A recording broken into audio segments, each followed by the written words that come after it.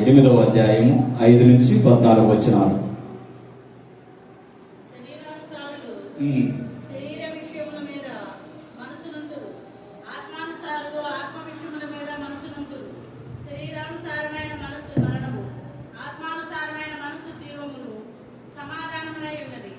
ఏలైనగా శరీరానుసారమైన మనసు దేవునికది, అది దేవుని ధర్మశాస్త్రమునకు లోబడదు, ఏ మాత్రమును లోబడనేరదు. కాగా శరీర స్వభావము గలవారు దేవుని సంతోషపరచునేరరు. దేవుని ఆత్మ మీలో నివసించి ఉన్న ఎడల మీరు ఆత్మ యందున్న వారే గాని శరీరం మృతమైనది గాని మీ ఆత్మ నీతి విషయమై జీవము కలిగి ఉన్నది. మృతుల్లో నుండి యేసును లేపిన వారి ఆత్మ మీలో నివసించిన ఎడల మృతుల్లో నుండి క్రీస్తు యేసును లేపిన వాడు చావునకు లోనైన మీ శరీరములను కూడా మీలో నివసించుచున్న తన ఆత్మ ద్వారా జీవింపజేయును. కాబట్టి సహోదరులారా, శరీరానుసారంగా ప్రవర్తించుటకు మనము శరీరమునకు రుణస్థులము కాము. మీరు శరీరానుసారంగా ప్రవర్తించిన ఎడల చావలసిన వారై ఉందురు గాని ఆత్మచేత శరీర క్రియలను చంపిన ఎడల జీవించెదరు. దేవుని ఆత్మచేత ఎందరు నడిపింపబడుదురో వారందరూ దేవుని కుమారులై ఉందురు. ఆమేన్. దేవునికి స్తోత్రం. హల్లెలూయా, హల్లెలూయా. చిన్న ప్రార్థన చేసుకున్నాం.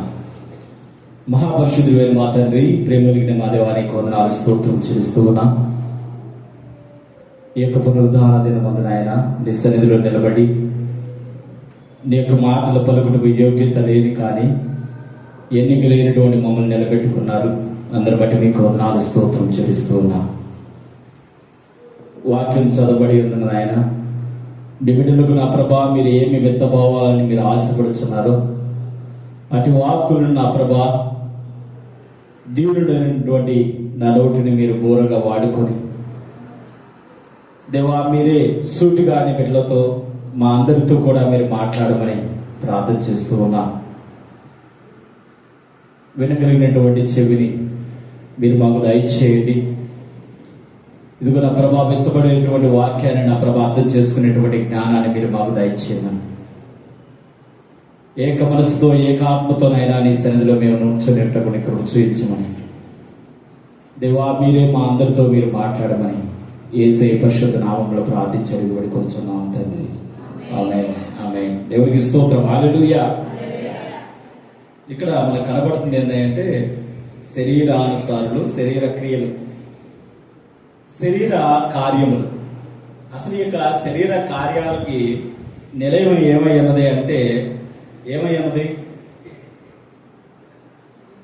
శరీర కార్యాలకు నిలయం ఏమయ్యింది? మనస్సు. ఇంకా శరీర కార్యాలకు నిలయమయ్యన్నది ఏంటి? శరీర కార్యాలకు నిలయమయ్యన్నది ఏంటంటే మన శరీరమే. ఈ యొక్క శరీరము ఎలాంటిదంటే ఒక వస్తువు అన్నమాట. దుష్ట వాంఛలు, దేవునికి వ్యతిరేకమైనటువంటి క్రియలకు ఒక మానవ స్వభావంలోని ఒక పరిపూర్ణమైనటువంటి ఒక వస్తువు అన్నమాట. ఈ యొక్క శరీరం అనేటువంటిది మానవ స్వభావంతో కూడినటువంటి ఒక పరిపూర్ణమైనటువంటి ఒక వస్తువు. ఏంటిది అంటే మన యొక్క శరీరం. మనం మారు మనసు పొందుతున్నాం, కానీ మారు మనసు పొందిన తర్వాత ఎవరైతే మనం అది మారు మనసు పొందుతున్నామో ఆ వ్యక్తి జీవితంలో ఈ యొక్క శరీర కార్యాలు అనేవి అలాగే ఉండిపోతున్నాయి. ఆ విధంగానే అవి నిలిచి ఉండేటువంటి స్థితిలో ఉంటుందన్నమాట. అది ఏం చేస్తుంది? దాని సమయం వచ్చినప్పుడు దాని పని దాన్ని అది చేసుకుంటా పోతా ఉందన్నమాట. సమయం కోసం అది ఏం చేస్తుంది? ఎదురు చూస్తూ ఉంటుంది. దేవుని యొక్క వాక్యంలో మనం చూసినట్లయితే గలతీయులకు రాసిన పత్రిక 5వ అధ్యాయము 17వ వచనంలో మనం చూద్దాం. గలతీయులకు రాసిన పత్రిక 5వ అధ్యాయము 17వ వచనంలో మనం చూద్దాం. శరీరము ఆత్మకును ఆత్మ శరీరమునకును విరోధముగా ఆపేక్షించును. ఇవి ఒకదానికొకటి వ్యతిరేకంగా ఉన్నవి కనుక వీరేమి విచ్చేయించుద్రో వాటిని చేయకుందురు. శరీరానికి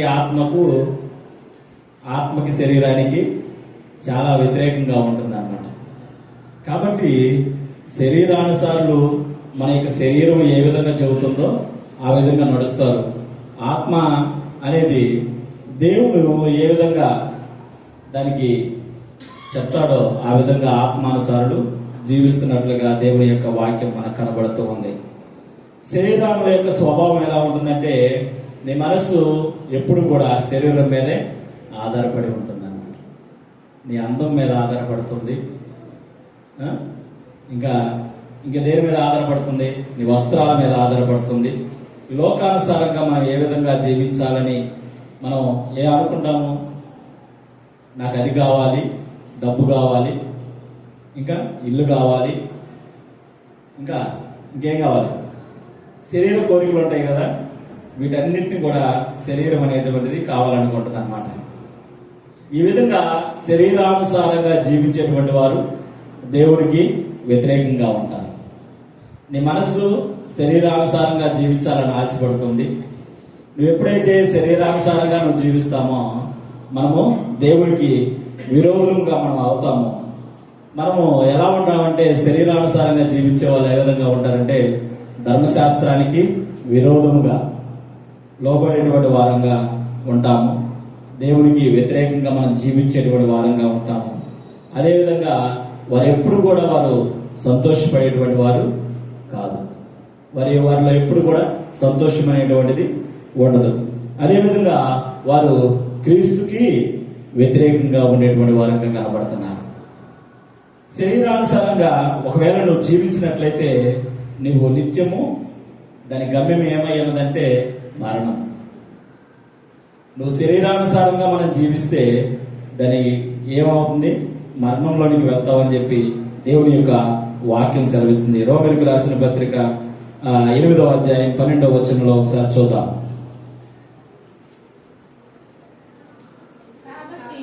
కాబట్టి సహోదరులారా, శరీరానుసారముగా ప్రవర్తించుటకు మనము శరీరమునకు రుణస్థులము కాము. దేవునికి స్తోత్రం, హల్లెలూయా. శరీరానుసారంగా మనం ప్రవర్తిస్తే మనం ఈ యొక్క శరీరానికి రుణస్థులము కాము. ఎందుకంటే ఇది మట్టితో చేయబడినది, ఏదో ఒక దినాన మరలా భూమిలోనికి పోతుంది అన్నమాట. అయితే ఈ యొక్క శరీరానుసారులు ఎలా జీవిస్తారు, వారి క్రియలు ఎలా ఉంటాయి అనేది మనం చూద్దాం. గల్తీలకు రాసిన పత్రిక 5వ అధ్యాయము 19-21 వచనాలు మనం చూద్దాం. శరీర కార్యములు స్పష్టమైనవి, అవేమనగా జారత్వము, అపవిత్రత, కామతత్వము, విగ్రహారాధన, అభిచారము, ద్వేషములు, కలహము, మత్సరములు, క్రోధములు, కక్షలు, భేదములు, విమతములు, అసూయలు, మద్దతులు, అల్లరితో కూడినటువంటి ఆటపాటలు మొదలైనవి. దేవునికి స్తోత్రం, హల్లెలూయా. ఇక్కడ దేవుని యొక్క వాక్యం సెలవిస్తుంది ఏంటంటే, శరీర కార్యాలు చేసేటువంటి వారు దేవుని రాజ్యాన్ని చేరుకోలేరు. ఇవన్నీ శరీర కార్యాలే. జారత్వము, అపవిత్రత, కామకత్వము, విగ్రహారాధన, అభిచారము, ద్వేషములు, కలహములు, ఇవన్నీ కూడా శరీర కార్యాలే.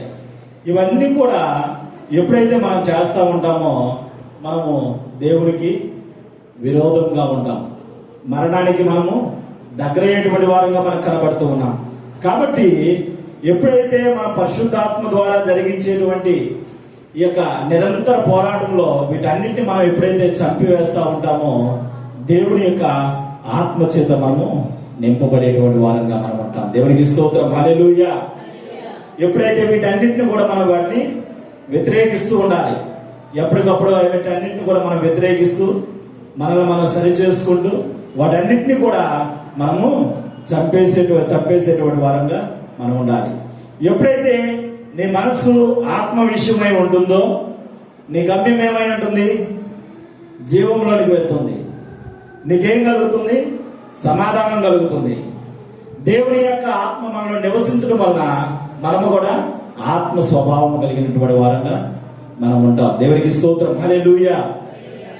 ఎప్పుడైతే అదే కదా అంటుంది ఆయన రోమీయులకు రాసిన పత్రిక 8వ అధ్యాయం 14వ వచనంలో మనం చూసినట్లయితే ఆయన అంటాడు కదా, దేవుని ఆత్మ చేత ఎందరు నడిపింపబడుదురో వారందరూ దేవుని కుమారులయ్యందరూ. దేవునికి స్తోత్రం. హల్లెలూయా. మనం ఎప్పుడైతే దేవుని యొక్క ఆత్మ చేత ఎంతమంది అయితే మనం నడిపించబడతామో వారందరూ కూడా దేవుని కుమారులై ఉంటారని దేవుని యొక్క వాక్యం సెలవిస్తూ ఉంది. దేవునికి స్తోత్రం. హల్లెలూయా. హల్లెలూయా. కాబట్టి ప్రియమైనటువంటి దేవుని బిడ్డలారా, ఈ మధ్యాహ్న కాల సమయంలో నీవు నేను ఏ గుంపులో ఉన్నా? శరీరానుసారంగా జీవించేటువంటి వారంగా మనం ఉంటున్నామా? ఒకవేళ ఆత్మానుసారంగా మనం జీవించేటువంటి వారంగా మనం ఉంటున్నామా? ఒకవేళ మనము శరీరానుసారంగా జీవించినట్లయితే నీ గమ్యము మరణం. అది భయంకరంగా ఉండబోతుంది. కాబట్టి మనలో ఉన్నటువంటి శరీరేచ్ఛలను మనము సమాధి చేసేటువంటి వారంగా మనం ఉందాం. ఆత్మానుసారంగా జీవించేటువంటి వారంగా మనం ఉందాం. ఆయన కుమారులుగా, ఆయన కుమార్తెలుగా మనం తీర్చబడేటువంటి వారంగా ఉందాం. నిత్య రాజ్యానికి వారసులుగా మనం ఉండాలని దేవుడు ఆశపడుతూ ఉన్నాడు. ఈ విధంగా ఈ రీతిగా దేవుడు మనల్ని సిద్ధపరిచి ఆయన మనల్ని ఆశీర్వదించడానికి ఆయన సిద్ధంగా ఉన్నాడు. దేవునికి స్తోత్రం. హల్లెలూయా. హల్లెలూయా. ఇక్కడ చూసుకున్నట్లయితే శరీర కార్యాలు జరిగించే వారిలో 2 విషయాలు నేను మీతో పంచుకోవాలని ఆశపడుతూ ఉన్నాను. ఒకటి జారత్వం. మొట్టమొదటిది ఏంటి? జారత్వం. ఈ యొక్క జారత్వం అంటే ఏంటి? జారత్వం అంటే ఏంటి? ఈ రోజుల్లో చాలా మంది వీటి బారిన పడి వారి కుటుంబాలు చిన్నాభిన్నం అవుతున్నాయి. వారి కుటుంబాల్లో సమాధానం ఉండట్లేదు, సంతోషం అనేది ఉండట్లేదు. జాగ్రత్త అంటే ఏంటి? వివాహమైనటువంటి భార్యాభర్తల మధ్య ఉండేటువంటి సంబంధం కాకుండా ఇతరులతో కొనసాగించేటువంటి లైంగిక సంబంధమే ఈ యొక్క జాగ్రత్త. దేవునికి స్తోత్రం. హల్లెలూయా. నేటి దినాల్లో ఇది చాలా ఎక్కువగా ఉంటుందన్నమాట. దానివల్ల మరి జీవితాలు చిన్నభిన్నం అయిపోతూ ఉన్నాయి. విచ్చలవిడిగా ఈ యొక్క పాపం అనేటువంటిది జరిగిపోతూ ఉంది. అత్యంతమైనటువంటి ప్రమాదకరమైనటువంటి పాపాల్లో ఇది కూడా ఒకటి మనకు కనబడుతుంది. దీనివల్ల ఏమవుతుందంటే ఆ కుటుంబాల్లో సమాధానం లేకపోవడం ఒకటి, విచ్ఛిన్నమైపోవడం ఒకటి, దాంట్లో సంతోషం లేకపోవడం ఒకటి. అది మరి ముఖ్యంగా ఇప్పుడు ఎంత అయిందంటే విచ్చలవిడిగా ఏమవుతుంది? చంపేస్తున్నారు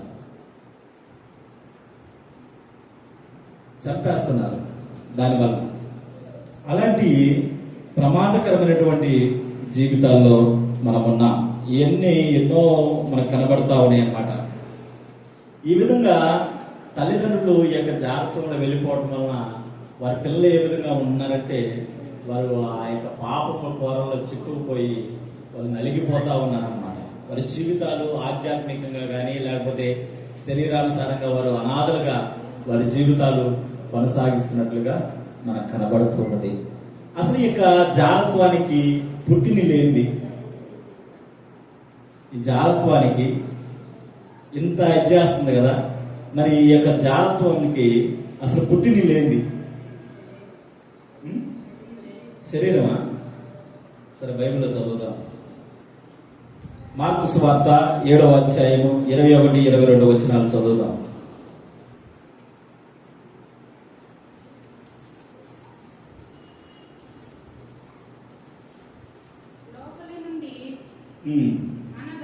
అనగా మనుషుల హృదయములో నుండి దురాలోచనలను, జారత్వములను, దొంగతనములను, నరహత్యలను, వ్యభిచారులను, లోభములను, చెడుతనములను, కృత్రిమమును, కామ వికారమును, మత్సరమును, దేవదూషణయు, అహంభావమును, అవివేకమును వచ్చును. దేవునికి స్తోత్రం. హల్లెలూయా. అసలు ఈ యొక్క జారత్వమునకు పుట్టిన లేదంటే ఏంటిది? హృదయం. మన యొక్క హృదయం. ఎప్పుడైతే ఈ హృదయము ఈ విధంగా ఉంటుందో దాంట్లో నుంచి ఈ యొక్క ఇవన్నీ కూడా వస్తాయి, దురాలోచనలు వస్తాయి. మన హృదయంలో చెడు తలంపులు వస్తానే ఉన్నాయి, దొంగతనాలు చేయాలని అనిపిస్తూ ఉంటుంది. ఎప్పుడైతే దేవుని యొక్క ఆత్మ నీలో ఉండదో, ఎప్పుడైతే దేవునికి దూరంగా మనం జీవిస్తామో, ఇలాంటి ఆలోచనలన్నీ కూడా మన హృదయంలో నుంచి అవి పుట్టుకొస్తూ ఉంటాయి.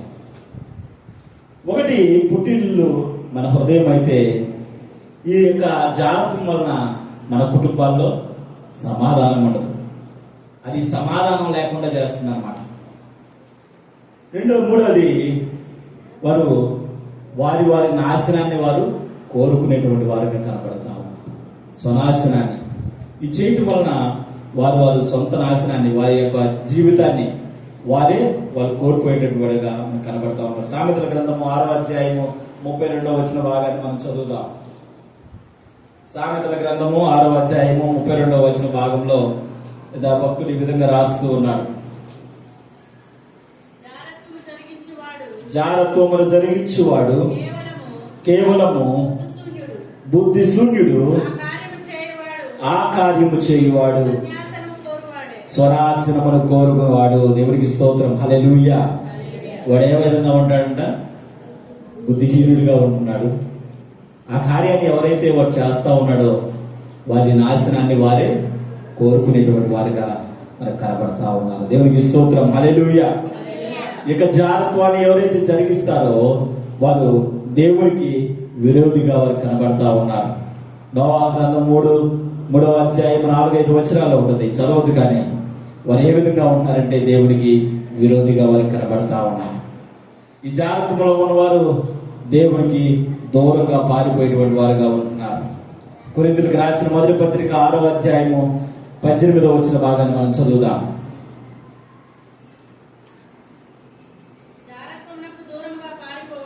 జారత్వమునకు దూరంగా పారిపోవుడి, మనుషుడు చేయు ప్రతి పాపమును దేహమునకు వెలుపల ఉన్నది గాని జారత్వమును చేయువాడు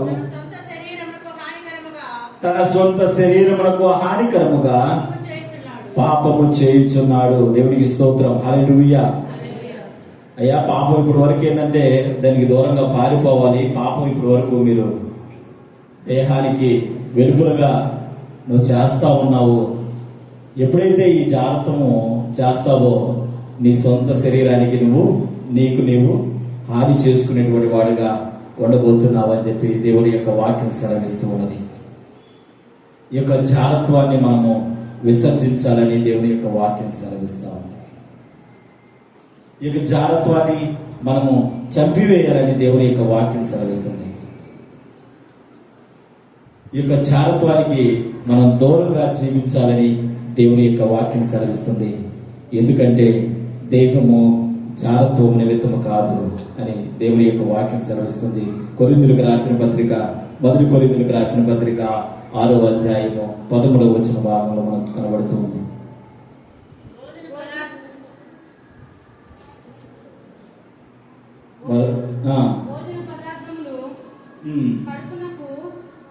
మొదటి కొరింథీయులకు 6వ అధ్యాయము 13వ వచనం.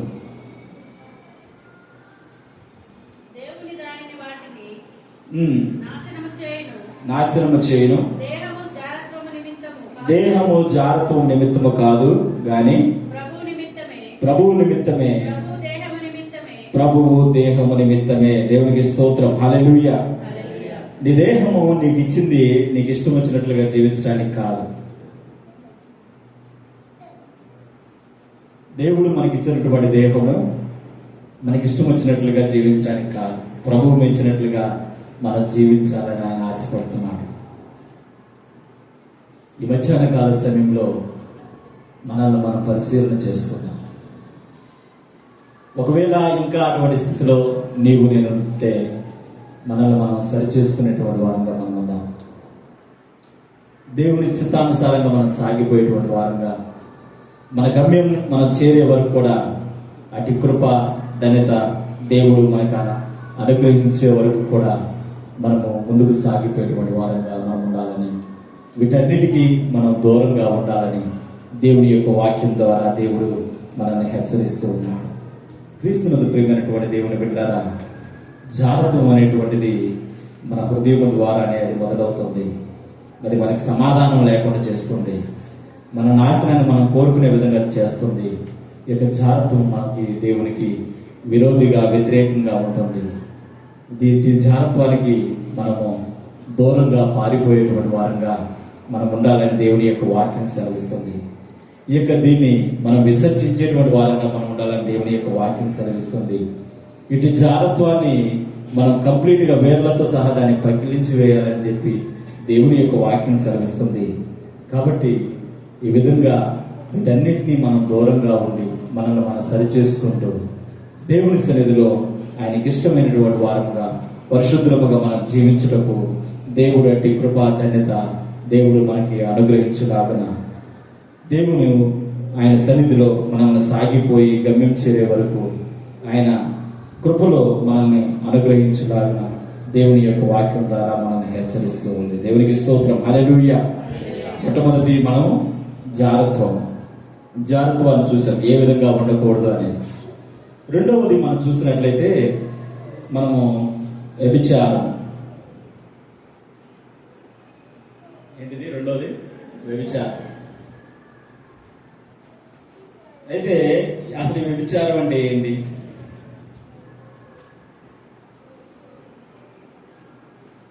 వ్యభిచారం అంటే మనం సెక్స్ చేస్తేనే వ్యభిచారమా? అదేనా? చేస్తేనే వ్యభిచారం అని అనుకుంటున్నామా?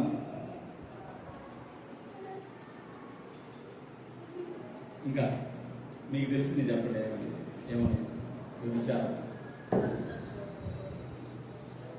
సిగ్గుపడితే కాదు, కరెక్ట్గా కానీ తెలియాలి కదా. మనం మాట్లాడుకున్నాం దీని గురించి. వ్యభిచారం ఏంటిది? మోహపు చూపులు, అలైంగికమైనటువంటి లైంగిక ప్రవర్తన, ఇంకా విచ్చలవిడి అయినటువంటి సెక్స్, తర్వాత హోమోసెక్స్, తర్వాత లెస్బినిజం, ఇంకా బూతు బొమ్మలు చూడటం, ఇంకా అశ్లీలమైనటువంటి సాహిత్యాన్ని చదవటం, వాటిని చూడటం, వాటి వల్ల పొందే ఆనందం. ఇదేగా ఈ రోజుల్లో స్మార్ట్ ఫోన్ ఊరక జస్ట్ ఇంటర్నెట్కి వెళ్ళగానే ఊరక క్లిక్ చేయడం ఆలస్యం, టక్కన వచ్చేస్తాయి ఎమ్మడెమ్మడి. అవి టక్కన వాడిని టచ్ చేయటం ఆలస్యం, వరుసగా వచ్చేస్తా ఉంటాయి అన్నమాట. త్వరగా దాని ద్వారా ఈరోజు త్వరగా దానికి లోబడేటువంటి వారంగా మనం ఉంటున్నాం. ఎవరి కాలం మనం జీవిస్తూ ఉన్నాం. మన జీవితాలు ఏ విధంగా ఉన్నాయి ఒకసారి మనం సరి చేసుకునేటువంటి వారంగా మనం ఉన్నాం. ఈ యొక్క వ్యభిచారం అనేటువంటిది ఇప్పటి నుంచి ఉన్నది కాదు, కానీ అది అనాది కాలం నుంచే జరుగుతూ ఉన్నది. ఇది బైబిల్ గ్రంథంలో మనకు కనబడుతూ ఉంది. అయితే అప్పట్లో అంత లేదు. ఇప్పుడు ఏంటంటే దాని కొరకు కొన్ని చట్టాలు కూడా చేయబడ్డాయి. హోమోసెక్స్ కానీ, లేకపోతే లెస్బిజం కానీ, లేకపోతే ఇలాంటి వాటన్నిటి కూడా చట్టాలు చేయబడ్డాయి. వీటన్నిటి వల్ల అవి తారాస్థాయి కూడా చేరిపోతూ ఉన్నాయి. అవి ఇప్పుడు ఏమవుతుంది అంటే ముందుకి కొనసాగిపోతా ఉన్నాయి, దూసుకుపోతా ఉన్నాయి. నాడు బైబిల్ గ్రంథంలో కొన్ని విషయాలు మనకు కనబడతా ఉన్నాయి. అనేక దేశాల్లో ఈ లెస్బినిజాన్ని లేకపోతే హోమోసెక్స్ని చట్టబద్ధత కలిగించారు. వారు ఇష్టపడి ఎవరైతే ఒక మగ ఆడ ఇష్టపడి ఎవరైతే సెక్స్ చేస్తారో దానికి కూడా చట్టబద్ధత కలిగించారు. అది వ్యభిచారం కాదని చెప్పేసి వాడికి కొన్ని చట్టాలు కూడా వారు తీసుకురావడం జరిగింది. వీటన్నిటి వలన, ఈ తీర్పులన్నింటి వలన సాతానుడు ఏం చేస్తున్నాడంటే ఎగిరి గంతేస్తా ఉన్నాడు. విచ్చలవిడిగా మనం చేసుకోవచ్చు, మనకు అడ్డు లేదు, ఆటంకం లేదు. మన ఇష్టానుసారంగా మనము పట్టుకోవచ్చు. వీటన్నిటి వలన మనం ఉన్నాం. క్రీస్తునందు ప్రియమైనటువంటి దేవుని బిడ్డలారా, ఇప్పటి వరకు వాటి వల్ల ఒకవేళ నీవు నేను చిక్కి ఉన్నామేమో, నీ జీవితం నా జీవితం చిక్కబడి ఉందేమో. ఒకవేళ చిక్కడానికి మనం సమీపంగా ఉన్నామేమో, మనకైతే తెలియదు. కానీ సాతానుడు ఏం చేస్తున్నాడంటే సంపూర్ణమైనటువంటి దృష్టిని నీ మీద నా మీద ఆయన ఉంచాడు. అనేక విషయాన్ని మనం మర్చిపోయేటువంటి వారంగా మనం ఉండకూడదు. ఒకవేళ నీవు నేను చిక్కబడి ఉంటే, లేకపోతే నువ్వు చిక్కబడటానికి సమీపంగా నువ్వు ఉన్నావేమో, దేవుడు చూస్తున్నాడు. కానీ సాతానుడు మాత్రం ప్రత్యేకమైనటువంటి శ్రద్ధ పెట్టాడు నీ మీద నా మీద. నువ్వు ఎట్ట వెళ్తావు దేవుడి మందిరానికి, నేను చూస్తాను. ఏ విధంగా కూర్చుంటావు అక్కడ, నీ మీద నేను కన్నేసి ఉన్నాను. నువ్వు ఎక్కడో దగ్గర నాకు దొరుకుతావు. దొరికినప్పుడు నీ వ్యవహారం తెలుస్తానని చెప్పేసి ఆయన మర్చిపోకుండా నీ విషయం మీద నా విషయం ఆయన కన్నేసి కూర్చొని ఉన్నాడు. కాబట్టి వాటి జోలికి మనం వెళ్ళకూడదని చెప్పేసి దేవుని యొక్క వాక్యం సెలవిస్తుంది. సామెతల గ్రంథం 5వ అధ్యాయము 8-9 వచనాల్లో మనం చూద్దాం.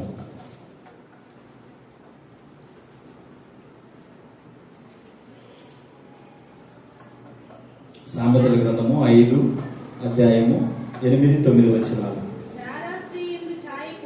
జార స్త్రీయుడు ఛాయకు పోక నీ మార్గము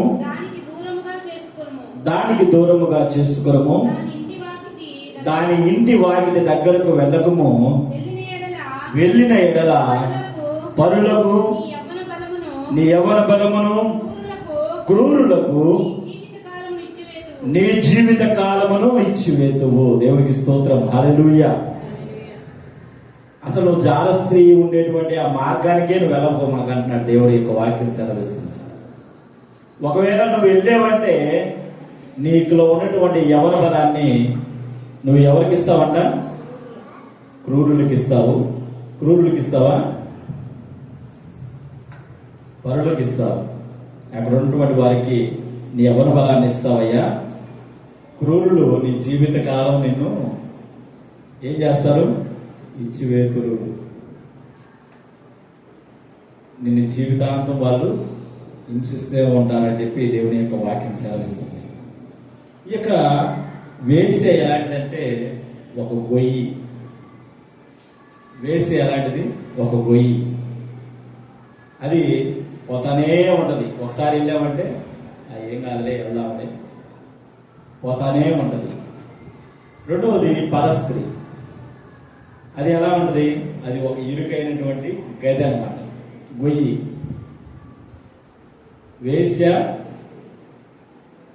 వేసి ఎలాంటిది?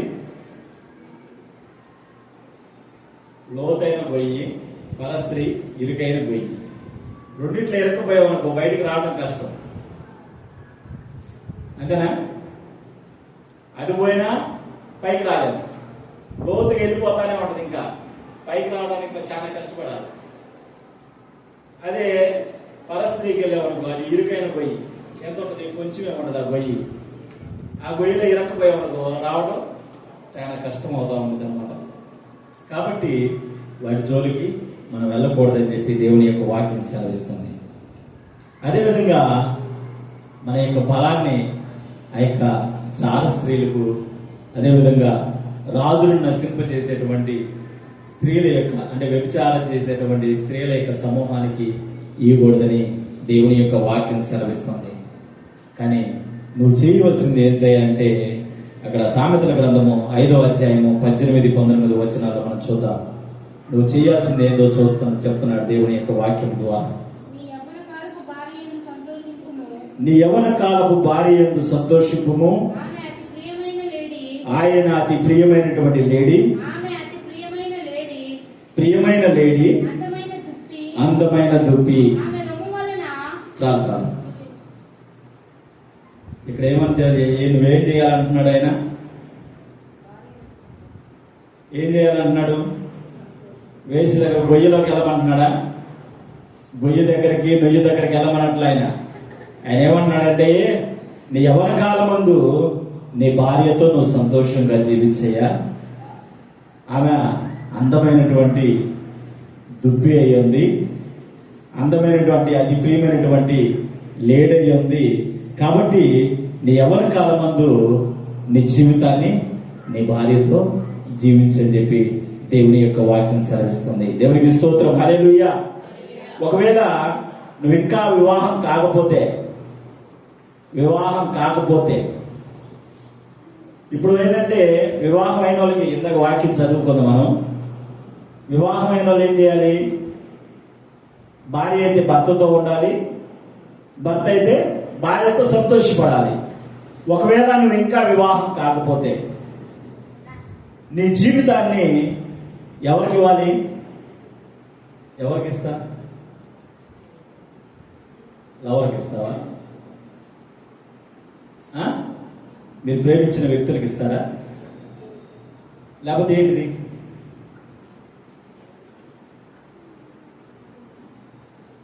నీకు వివాహమయ్యే సమయం వచ్చేంత వరకు కూడా సాతాను వలలో చిక్కకుండా నీవు కాపాడుకోవాలి.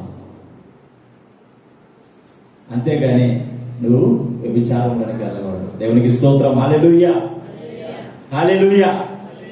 నీ జీవితాన్ని నువ్వు కాపాడుకునేటువంటి వారంగా మనం ఉండాలి. ఒకవేళ నీకు పెళ్ళైతే నీ భార్యతో భర్తతో నువ్వు సంతోషించు. ఒకవేళ నీకు పెళ్లి కాకపోతే ఆ సమయం వచ్చేంత వరకు కూడా సాతాను వల్ల చిక్కుకోకుండా నిన్ను నీవు కాపాడుకునేటువంటి వారంగా మనం ఉండాలి. దేవునికి స్తోత్రం, హల్లెలూయా, హల్లెలూయా. ఇక పరిశుద్ధ గ్రంథంలో ఇక వ్యభిచారం అనేటువంటి పాపం అన్ని పాపముల కంటే బహుఘోరమైనటువంటి పాపం అని చెప్పి దేవుని యొక్క వాక్యం సెలవిస్తూ ఉంది. దేవునికి స్తోత్రం, హల్లెలూయా. ఎలాంటి పాపం అంటే ఇది? బహుఘోరమైనటువంటి పాపం. ఇది కారణం ఏమిటంటే, ఏ పాపమైనటువంటిది ఒకవేళ మనం చేసేటువంటి పాపము ఎలా ఉంటుంది? ఒకరు చేస్తే, తప్పు చేస్తేనే అది పాపం అవుతుంది, అది వెలుపల. ఈ యొక్క పాపం ఏమవుతుందంటే, వ్యభిచారం అనేటువంటిది నీతో పాటు నీ పాలిభాగులు కూడా, పాలిభాగస్తులు నువ్వు ఎవరితో అయితే చేస్తున్నావో వారు కూడా పాపపులోనికి నడిపించబడుతూ ఉన్నారు. కాబట్టి మోహం చూపుతోనే చూస్తేనే అది పాపము, లేకపోతే అది చేస్తేనే పాపము అంటే దానికి దేవుని యొక్క వాక్యం సెలవిస్తుంది. ఏమని సెలవిస్తుంది అంటే, మత్తయి సువార్త 5వ అధ్యాయము 28వ వచ్చిన భాగంలో మనం చదువుదాం. త్వరగా నేను ముగిస్తాను. అది ఒక స్త్రీని మోహపు చూపుతో చూచు ప్రతివాడు అప్పుడే తన హృదయమందు ఆమెతో వ్యభిచారం చేసిన వాడగను. దేవునికి స్తోత్రం, హల్లెలూయా. ఒక స్త్రీని ఏందంటే ఆయన మోహపు చూపు చూస్తేనే వ్యభిచారం అంటున్నాడు. మరి చూస్తేనే వ్యభిచారం అయితే చేస్తే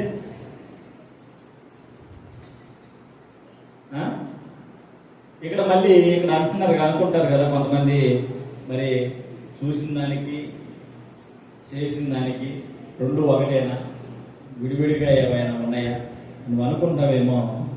చేసిన దానికి చూసిన దానికి విడివిడిగా శిక్షలు కూడా ఉంటాయి, ఒకటే ఉండదు శిక్ష. చూసిన దానికి ఒక శిక్ష ఉంటుంది, చేసిన దానికి ఒక శిక్ష ఉంటుంది. అయితే అనేకమైనటువంటి వక్రమైనటువంటి ప్రబోధకులు, కొంతమంది ఏంటంటే బోధకులు ఏంటంటే వక్రమైనటువంటి బోధలు చెప్తా ఉంటారన్నమాట. అదేదో చూద్దాం. యోధా గ్రంథము 1వ అధ్యాయము 4వ వచన భాగాన్ని చూద్దాం. యోధా గ్రంథము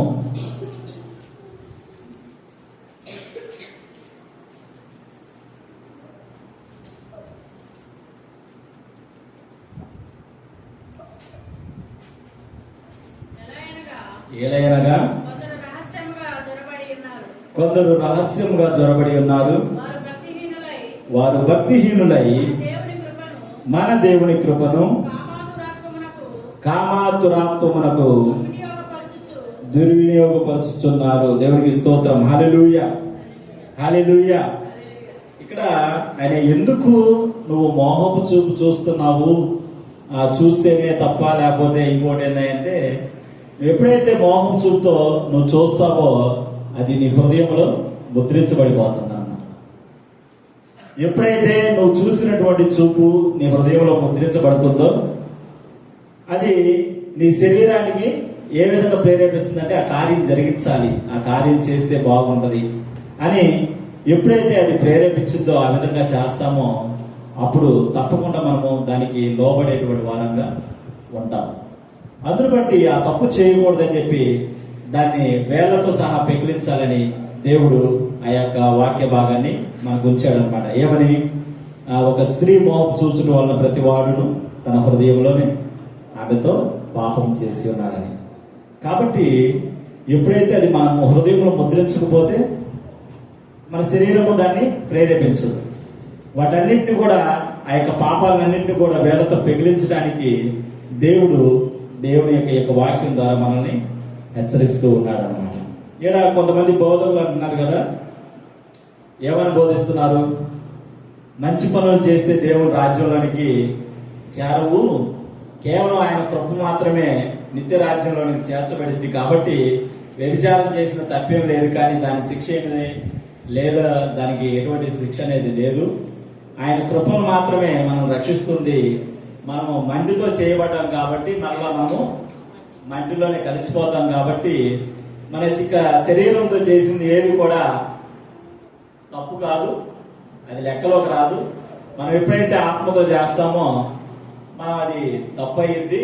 ఆత్మ పరిశుద్ధంగా ఉంటే మనం నిత్యరాజ్యానికి చేస్తామని చెప్పి కొంతమంది వక్రమైనటువంటి బోధలు అందించేటువంటి వారుగా మనకు బైబిల్ గ్రంథంలో మనకు కనబడతా ఉంది. క్రీస్తునందు ప్రియమైనటువంటి దేవుని బిడ్డలారా, ఈ యొక్క శరీర కల్మషములను ఆత్మ కలిగి సమస్తమైనటువంటి కల్మషములను మనల్ని పవిత్రంగా చేసుకునేటువంటి వారంగా మనం ఉండాలని దేవుని యొక్క వాక్యం సెలవిస్తుంది. దేవుని కృపకు కూడా కొన్ని పరిధులు ఉంటాయి. నేను ఇట్లా జీవించినా, నేను ఏ విధంగా జీవించినా, ఏ విధంగా మాట్లాడినా, ఏ విధంగా ప్రవర్తించినా నాకు దేవుని కృప నన్ను రక్షిస్తుందిలే, లేకపోతే నేను ఈ విధంగా చేస్తే ఆయన నన్ను రక్షిస్తాడులే. ఎందుకు? నేను మంచి పనులు చేస్తున్నాను కదా, నేను చందా ఇస్తున్నాను, చేపలు దొరుకుతున్నాను, లేకపోతే పరిచర్య చేస్తున్నాను, అందుని బట్టి మంచి పనులు చేస్తున్నాను కాబట్టి దేవుడు నాకు శిక్ష నుంచి తప్పిస్తాడు, నన్ను రక్షిస్తాడని చెప్పి ఒకవేళ మనం అనుకుంటున్నామేమో, అది మన అవివేకం అవుతుంది. తప్పు చేసేటువంటి ప్రతి ఒక్కరు ఎవరైనా కానీ, ఏ స్థితిలో ఉన్నా కానీ వారికి శిక్ష అనేది కంపల్సరీగా పడుతుంది. అది మన బైబిల్ గ్రంథంలో మనం చూసుకోవచ్చు. పశ్చాత్తాపం లేనటువంటి ఏదైనా కూడా పశ్చాత్తాపడకపోతే మన జీవితంలో అది ఎప్పటికీ కూడా ఆ శిక్షను మనము అనుభవించేటువంటి వారంగా మనం ఉంటాం. అయితే మన బైబిల్ గ్రంథంలో కొంతమంది ఉన్నారు, కొంతమంది పతనమైన వాళ్ళు ఉన్నారు. తెలుసా? దీనివల్ల కొంతమంది పతనమైన వాళ్ళు ఉన్నారు, వ్యభిచారం వల్ల. తెలుసా? పతనమైన వాళ్ళు తెలీదా?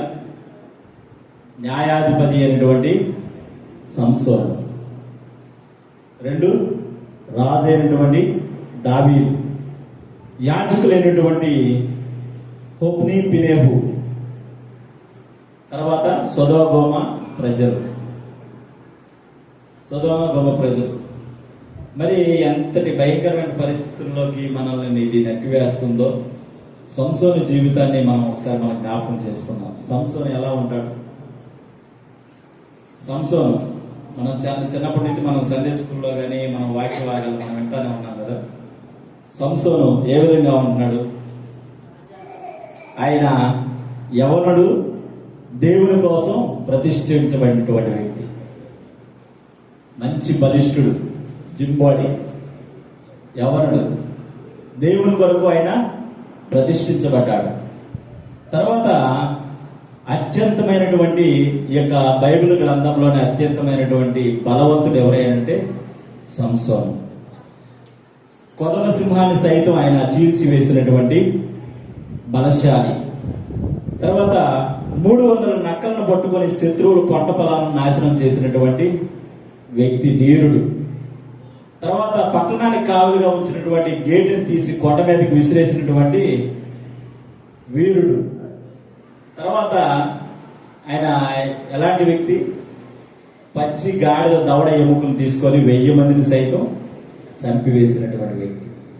అటువంటి బలానికి ఎవరన్నా చంపగలరా? దేవుని కోసం మరి ప్రతిష్ఠించబడినటువంటి వ్యక్తి ఆయన. ఇట్లాంటి ఒక యవనుడు దేవునికి బానిసయ్యాడంటే ఒక వేసి చేత ఆయన ఆకర్షించబడ్డాడు. తద్వారా శత్రువులకి ఆయన బందీగా అయిపడ్డాడు. తర్వాత గుండు గీయించబడ్డాడు. తర్వాత రెండు ఆయన కళ్ళు పెరికివేయబడ్డాయి. తర్వాత దాగోను దేవతకు బలిగా మారాడు. అతని జీవితము ఎలా ప్రారంభమైంది, ఎట్లా ఉంది, ఎట్లా ముగిసింది? దీనికి కారణం ఏంటంటే వ్యభిచారం.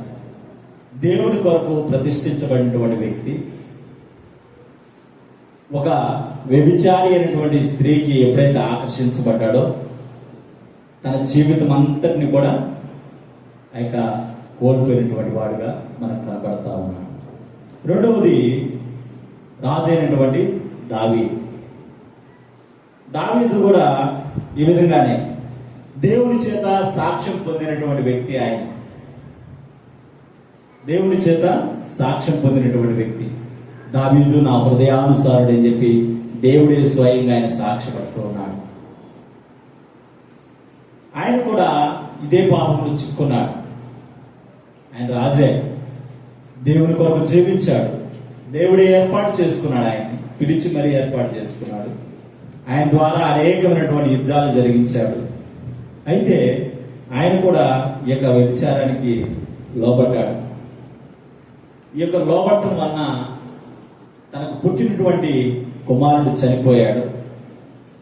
వారి పిల్లలు వ్యభిచారులయ్యారు, హంతకులయ్యారు. తర్వాత కన్నగుడికే ఆయన చంపాలని కుతంత్రాలు కొన్నాడు. కనీసం చెప్పులు కూడా లేకుండా కొండల మీద పారిపోయినటువంటి స్థితిలోకి ఆయన వెళ్ళాడు. కుక్క వంటి షిమి కూడా ఓ దుర్మార్గుడా చీపు అని చెప్పి చీకొట్టుకుంది, దూషిస్తూ ఆయన శపిస్తూ ఉంటే ఆయన మౌనంగా తల వంచినటువంటి వ్యక్తిగా మనకు కనబడతా ఉన్నాడు. దేవుని పక్షాన ఆయన యుద్ధాన్ని చేయడానికి దేవుడు ప్రజలు ఆయన్ని ఏర్పాటు చేసుకుంటే అక్కడ ఉన్నటువంటి ప్రజలు నువ్వు ఈ యుద్ధాలు చేయొద్దు అని ప్రమాణం చేయించుకొని నెట్టివేసినటువంటి వారుగా మనకు కనబడతా ఉన్నాడు. ఈ యొక్క దావీదు ఏ స్థితి నుంచి ఏ స్థితికి వచ్చాడు? గొల్యాతుపై విజయం సాధించి ఎన్నో కీర్తి ప్రతిష్ఠించినటువంటి దావీదు, ఆ స్థాయికి చేరినటువంటి దావీదు చివరికి ఏం చేశాడంటే బెత్షెబాతో పాపం చేసి ఆయన అంచుకు దిగజారిపోయినటువంటి వాడుగా మనం కనబడతా ఉన్నాం. దీనికి కారణం ఏంటి? వ్యభిచారం. క్రీస్తునందు ప్రియమైనటువంటి దేవుని బిడ్డలారా, అట్టి మహానుభావులే ఆ యొక్క దానిలో నుంచి తేరుకోలేక దేవుని యొక్క సన్నిధి నుండి వారు దూరంగా పారిపోయినటువంటి వారుగా మనకు కనబడతా ఉన్నారు.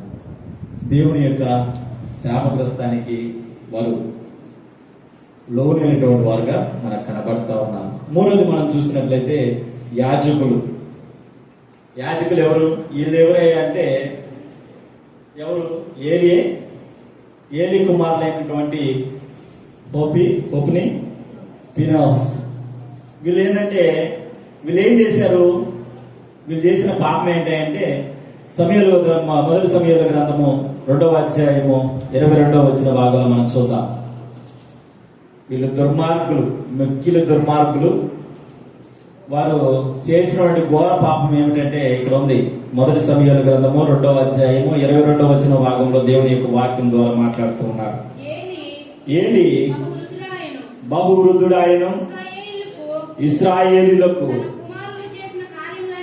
తన కుమారులు చేసిన కార్యములన్నీ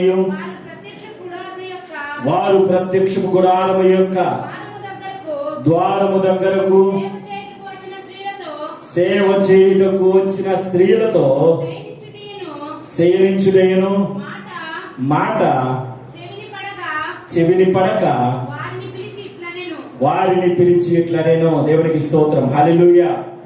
వీరు ఎంత దుర్మార్గులంటే ఆ యొక్క ప్రత్యక్ష గుడారం వద్దకు వచ్చినటువంటి పరిచర్య చేయటానికి వచ్చినటువంటి స్త్రీలతో వారు శయనించారు, వ్యభిచారం చేశారు, వారు కూడుకున్నారు. దానివల్ల వారు పొందింది ఏంటంటే ఒకే రోజున వారు ఇద్దరు కూడా చనిపోయినట్లుగా దేవుని యొక్క వాక్యం సెలవిస్తుంది.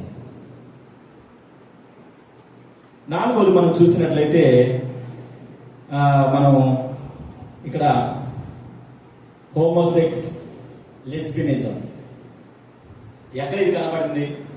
అప్పట్లో ఇది కనబడింది. అబ్రహాం కాలం నాటినే, ఇప్పుడు కాదు. అబ్రహాం కాలం నాడే ఇది కనబడింది. దేవునికి స్తోత్రం హల్లెలూయా. ఎవరో ఉన్నారే, సొదొమ గొమొర్రా పట్టణం. దేవునికి స్తోత్రం. ఆదికాండము 19వ అధ్యాయము 4-5 వచనాలు మనం చదువుదాం.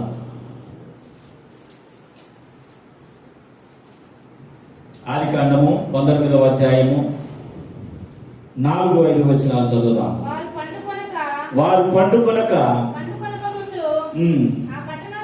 ఆ పట్టణస్థులు అనగా సొదొమ మనుషులు బాలురును వృద్ధులను ప్రజలందరూ నలుదిక్కుల నుండి కూడి వచ్చి ఆ ఇల్లు చుట్టివేసి లోతును పిలిచి,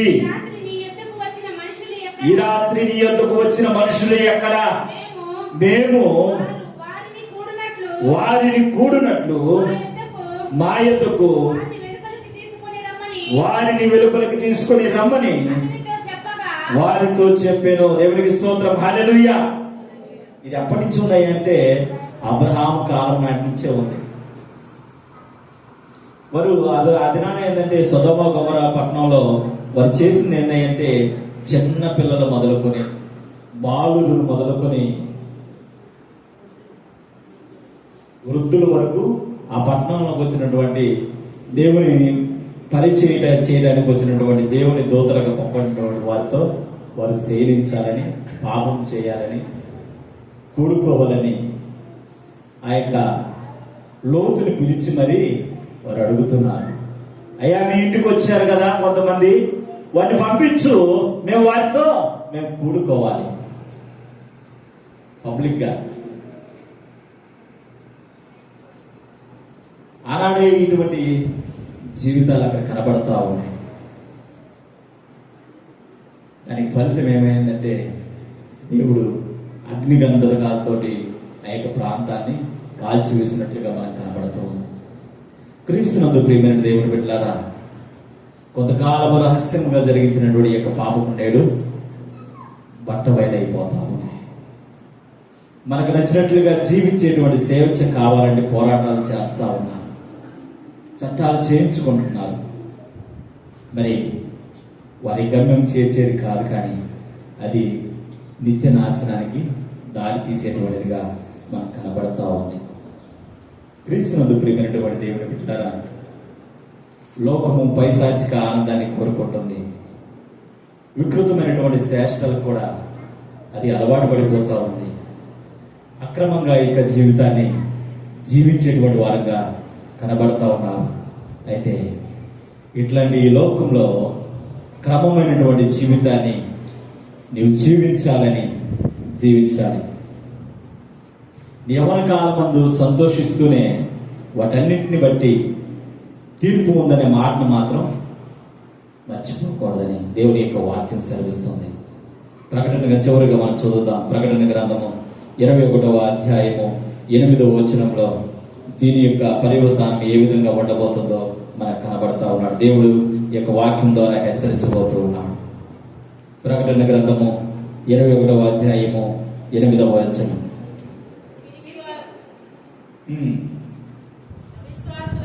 అవిశ్వాసులను, అసహ్యులను, నరహంతకులను, వ్యభిచారులను, మాంత్రికులను, విగ్రహారాధకులను, అబద్ధికులందరూ అగ్నిగంధకములో మండుగుండములో పాలు పొందుదురు. ఇది రెండవ మరణము. దేవుడికి స్తోత్రం. హల్లెలూయా, హల్లెలూయా. ఎవరంట వ్యభిచారులు? ఈ యొక్క అగ్నిగంధకములతోటి మండుతున్నటువంటి ఈ యొక్క మంటల్లో వారు పాలు పొందుతారు. సొదొమ గొమొరము ఆ విధంగా నాశనం చేయబడింది. యాజకులు పాపము వలన వారు ఒకే దినాన్ని చనిపోబడ్డారు. దావీదు పాపము అంచుల్లో కూరుకుపోబడ్డాడు.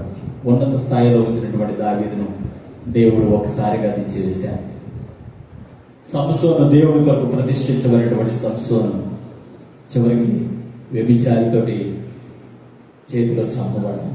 క్రీస్తునందు ప్రియమైనటువంటి దేవుని బిడ్డలారా, మన జీవితం కూడా ఒక దినాన ఒకవేళ శరీరానుసారంగా వ్యభిచారంలో మనం కూడుకుని పోతే దేవుడు ఒక దినాన మనకు కూడా ఇటువంటి శిక్ష వేయడానికి ఆయన సిద్ధంగా ఉన్నాడు.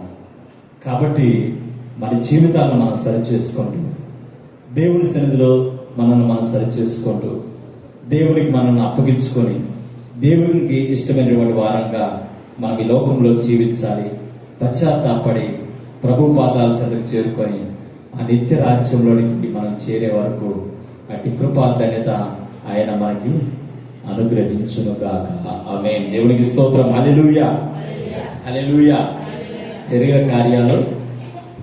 కార్యాలు మనం రెండే మాట్లాడుకున్నాం. ఒకటి జారత్వము, రెండు వ్యభిచారం. మరి రెండిటి వల్లనే ఇన్ని ఉంటే మరి మిగతా వాటి వల్ల ఏ విధంగా ఉండబోతుందో మరొక దినాన కొన్ని విషయాలు మనం మాట్లాడుకుందాం. అటు జీవితంలోనికి మనం వెళ్లకుండా దేవుడు సరైన త్రోవలో, సరైన మార్గంలో ఆయన మనం నడిపించులాగున మనమందరం కళ్ళు మూసుకున్నట్లయితే ప్రార్థన చేసుకుందాం. కళ్ళు మూసుకుందాం, ప్రార్థన చేద్దాం.